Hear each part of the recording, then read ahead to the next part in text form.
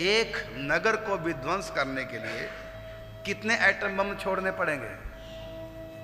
एक ही बहुत है, यानी कि 10-20 डाले। तो जीव का कल्याण करने के लिए कितनी बार भागवत सुननी पड़ेगी बताना जरा। परीक्षित ने कितनी बार सुनी? धुंधकारी ने कितनी बार सुनी? एक बार। और हमने कितनी बार सुनी? बुरा ना माने, एक बार भी नहीं। वही मैं बता रहा हूं, आप एक बार कथा पढ़िए, सुनिए, अपने आप को सुनाइए और चिंतन पूर्वक, क्योंकि श्रवणीय ग्रंथ है, इसको पढ़ो, सुनो, अपने आप को सुनाओ, पढ़ पढ़ के अपने आप को समझाओ, एक भी शब्द चूकना नहीं, पूरा भागवत जी का अनुष्ठान करना। देखो कोई ना कोई दिव्य अनुभूति, कुछ ना कुछ लीला ठाकुर जी करेंगे।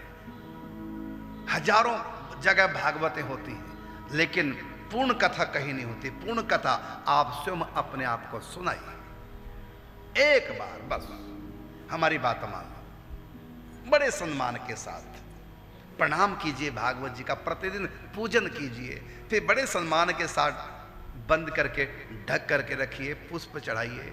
भगवान का रूप है। हर प्रवक्ता कहते हैं श्री कृष्ण का वांग्मय स्वरूप है।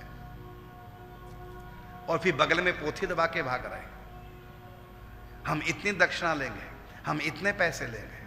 बेच रहे हो कृष्ण को। एक बार एक किसी अच्छे प्रवक्ता ने, काफी विद्वान थे भागवत जी के, पंडित जी के पास आके गोवर्धन कहा कि मैंने बहुत कथाएं सुनाई, पढ़ाई भी, लेकिन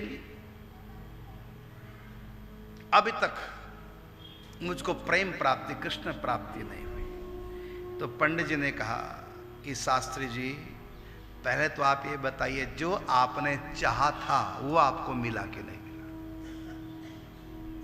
इतना ही पंडित जी बोले। और क्या चाहा था उन्होंने? यश और कंचन, संपत्ति और सम्मान। तो पंडित जी ने इतना ही बोला इशारे से कि शास्त्री जी, जो आपने चाहा था कि आपको नहीं मिला? अर्थात आपने कृष्ण चाहे कहां? भागवत जी से। भागवत जी स्वयं श्री कृष्ण है, वांग्मय स्वरूप है। एक बार इसको हृदय में बसाइए।